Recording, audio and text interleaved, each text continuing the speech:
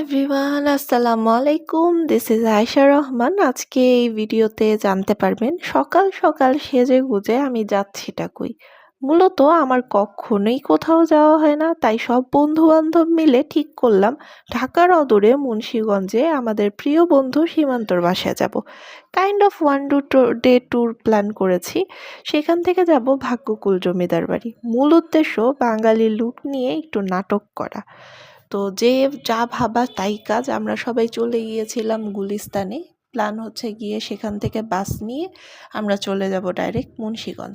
তো আমার সব ফ্রেন্ডরাই সেখানে চলে এসেছিল, কিন্তু আমার একটা ফ্রেন্ড নাভেদ, সে প্রচণ্ড দেরি করে আসছিল। সে ঘুম থেকেই উঠছে দেরি করে।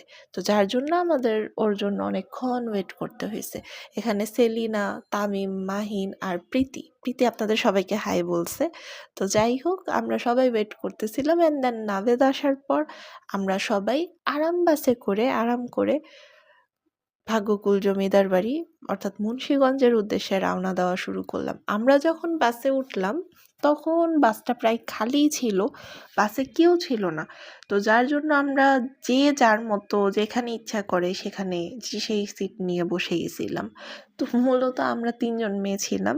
৩ জন মেয়েই চাইতেছিলাম যে আমরা যেন জানলার পাশের সিটটাতে বসি। তো আমরা জানলার পাশের সিটটা নেওয়ার জন্য এভাবে ছন্নছাড়া হয়ে বসছিলাম। পরে হচ্ছে গিয়ে আবার সবাই একসাথে চলে আসছি।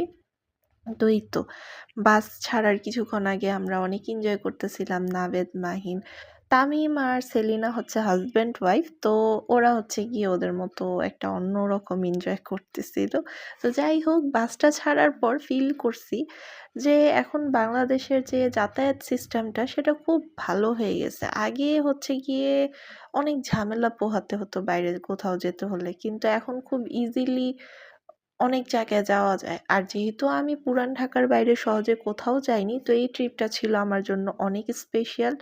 আর আমি সীমান্তর বাসায় যাওয়ার জন্য, ওর আম্মু, ওর ফ্যামিলির সাথে দেখা করার জন্য অনেক এক্সাইটেড ছিলাম।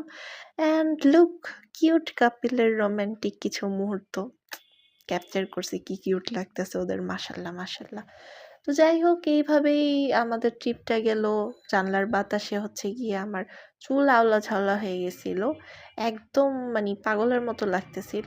আর এইভাবেই এনজয় করতে করতে আমরা চলে গেছিলাম সীমান্তর বাসায়। সীমান্তর বাসায় পৌঁছানোর পর আমরা অনেক টায়ার্ড ছিলাম। আমরা এতটা ক্লান্ত ছিলাম যে সবাই যার যার মতো বেডের মধ্যে পড়ে রইছে। আর প্রীতি আমাদের জন্য আতা ফল মানে ভেঙে দিতেছিল। অনেক ভালো মেয়ে। তারপর হচ্ছে গিয়ে আন্টি আমাদের জন্য